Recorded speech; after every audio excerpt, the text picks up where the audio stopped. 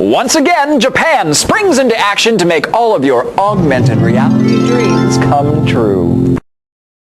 The operator of the crippled Fukushima Daiichi nuclear power plant is planning a more detailed probe into the containment vessels of the 3 damaged reactors. Tokyo Electric Power Company hopes to learn more details to assist with the retrieval of melted fuel, a key step towards dismantling the plant. The operator plans to fill the containment vessels of reactors 1, 2 and 3 with water. This will help to shield workers from radiation as they attempt to retrieve the fuel. The utility is now checking the vessels for the repair work needed to prevent water leakage. Earlier in April, at the number 3 reactor, remote-controlled cameras detected water pooled below a metal scaffold inside an adjoining room. Officials have also confirmed the sound of water flowing in the room.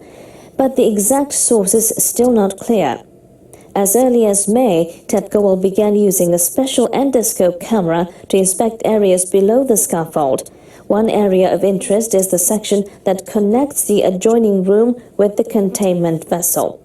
The operator believes contaminated water came into the room through this connection. Robots will be used to pinpoint breaches in the number 1 and number 2 reactors where contaminated water has been pouring in. The probe into reactor 1 will focus on checking the bottom of the containment vessel.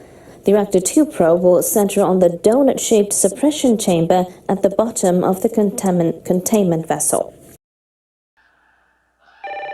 Just a minute! Don't hang up! Yellow.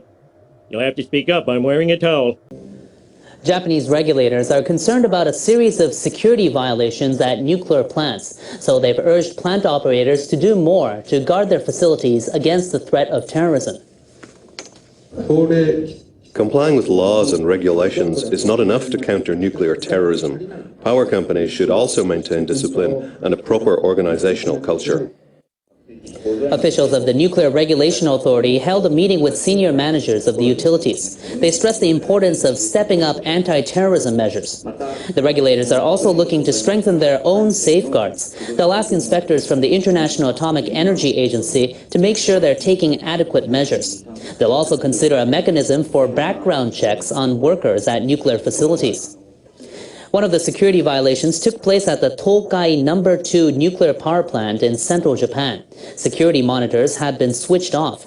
And officials at another facility failed to make copies of visitors' ID documents.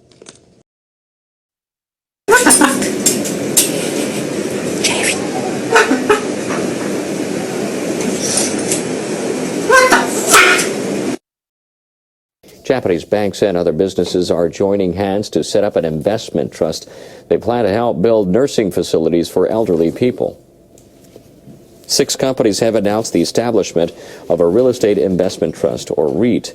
They include Shinsei Bank and major construction firm Haseko. Officials say the fund will collect money from investors and initially invest about $980 million to build nursing homes. Japan's population is rapidly aging and its birth rate falling. Housing and nursing facilities are part of the country's necessary infrastructure, but we don't have enough of them. We're hoping to increase the supply of these facilities. The fund plans to list on the Tokyo Stock Exchange as early as this year. Currently, REITs totaling about $76 billion in market value are traded on the Tokyo's market. The new REIT would be the first and biggest in Japan to focus on healthcare facilities for the elderly. A survey by the Health Ministry shows that 524,000 people were waiting to get into special public nursing homes in the country as of last October. The number is up more than 100,000 from 5 years. The Finance Ministry panel has warned that Japan's already huge national debt could grow more than 6-fold by 2060. An advisory panel to the finance minister wants a radical program of spending cuts and tax rises. The Fiscal System Council report released is the first ever long-term projection of fiscal conditions through 2060. Japan's debt load is already among the heaviest in the industrialized world. The government has set a goal of financing its policy expenditures without issuing new debt by fiscal 2020. But the panel warns that even if that target of primary balance surplus is met, Social welfare costs will continue to surge as the population ages. It says outstanding debt by central and local governments could balloon to about $80 trillion by fiscal 2060. That would put Japan's ratio of debt to GDP at nearly 400%. The panel proposes designating the 6 years from fiscal 2021 as a period for intense fiscal restructuring. It says holding debt levels to around twice Japan's GDP would mean slashing red ink by about $300 billion during the period. To balance debt and GDP, it says about $450 billion must be slashed. Islands has filed lawsuits against 9 nuclear nations at the International Court in The Hague. It urges those countries to start negotiating for disarmament as required by the Nuclear Non-Proliferation Treaty. The Pacific chain of islands is suing the 5 nuclear weapon states, including the United States and Russia. India, Pakistan, North Korea and Israel are also being sued as apparent nuclear-armed nations. The island republic was the site of nuclear tests by the United States for over 10 years, from 1946. It was put under U.S. administration in 1947. Islanders are still plagued by the health effects of the nuclear testing. The trial will start at the International Court when the countries named agree the suit has merit.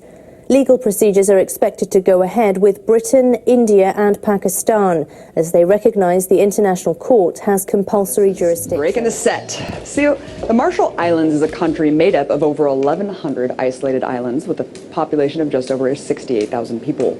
But earlier this week, the tiny Pacific nation made waves by taking on the world's superpowers in an unprecedented international lawsuit filed at The Hague.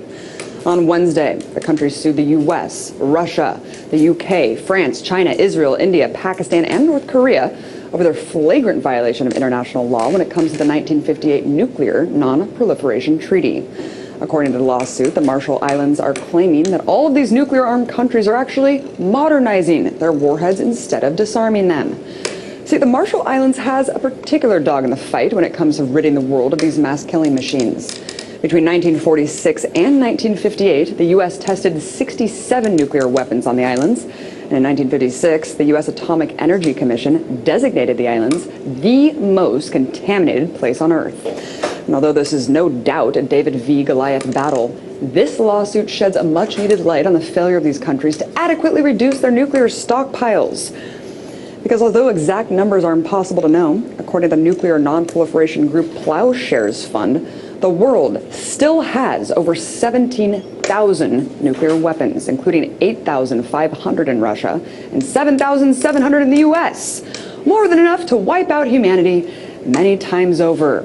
Comforting thought, technological insanity. So if you support the Marshall Islands in its quest for a nuclear-free world, join me. And let's break the set. Police have evicted anti-nuclear protesters staging a sit-in on a road in central Taipei. 37 people were injured in the incident. And more than 3,000 protesters gathered on Sunday evening and continued through the night. A citizens group organized the demonstration to call on the government to halt the construction of a nuclear power plant near Taipei. Police began using water cannons to disperse the group before dawn on Monday. They feared the sit-in would disrupt morning traffic. Some of the protesters clashed with authorities during the eviction. More than 90% of the work on Taiwan's 4th nuclear plant is complete, but construction was suspended last year due to public concerns over safety. Many residents started to worry about atomic energy after the accident 3 years ago at Japan's Fukushima Daiichi nuclear facility. President Ma Ying-jeou announced on Sunday that his government would freeze construction on the plant. He plans to hold a referendum to ask voters whether or not building work should go ahead. But analysts say it may be difficult to hold a referendum before the presidential election scheduled for 2016. President Barack Obama arrived in Japan today for the first part of his week-long Asia trip. And apparently he came to Tokyo with an appetite for none other than sushi. The president joined Japanese Prime Minister Shinzo Abe for dinner at a tiny restaurant that's popular for hosting some of the best Japanese food in the world. Of course, President Obama isn't the only American who has had his fair share of sushi cuisine. The U.S. sushi industry has already topped $2 billion, and the seafood industry even more.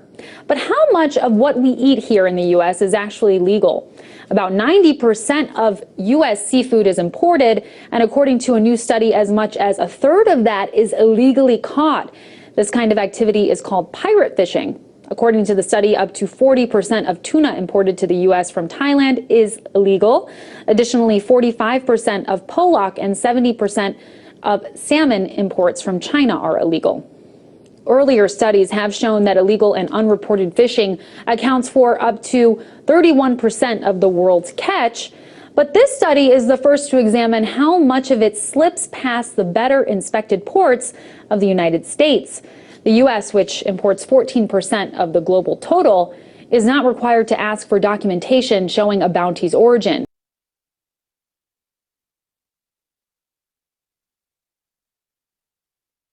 But many environmentalists have suggested that the U.S. exhibit tighter control on its inspection. A whaling fleet has set sail from a port in Miyagi Prefecture for an expedition along Japan's northeastern coast.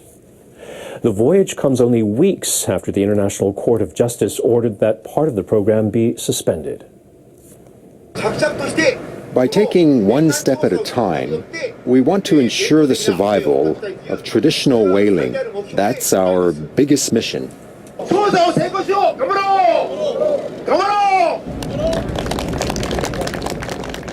4 ships left the port of Ayukawa in the city of Ishinomaki after a ceremony attended by about 100 people. The fleet operators say they aim to catch 51 minke whales instead of the usual 60. The whalers caught 1 minke whale on Saturday. They say they will examine the animal's stomach contents. The expedition will continue until early June. Last month, the International Court of Justice ordered Japan to suspend its whaling program in the Antarctic Ocean. The court said it did not qualify as scientific research. However, the decision did not cover the Northwest Pacific Ocean. North Korea's leaders have lashed out over talks last week between U.S. President Barack Obama and South Korean President Park Geun-hye. Defense officials in Pyongyang warned that they may take measures more threatening than a nuclear test. Members of North Korea's National Defense Commission issued a statement condemning Obama and Park for discussing nuclear issues.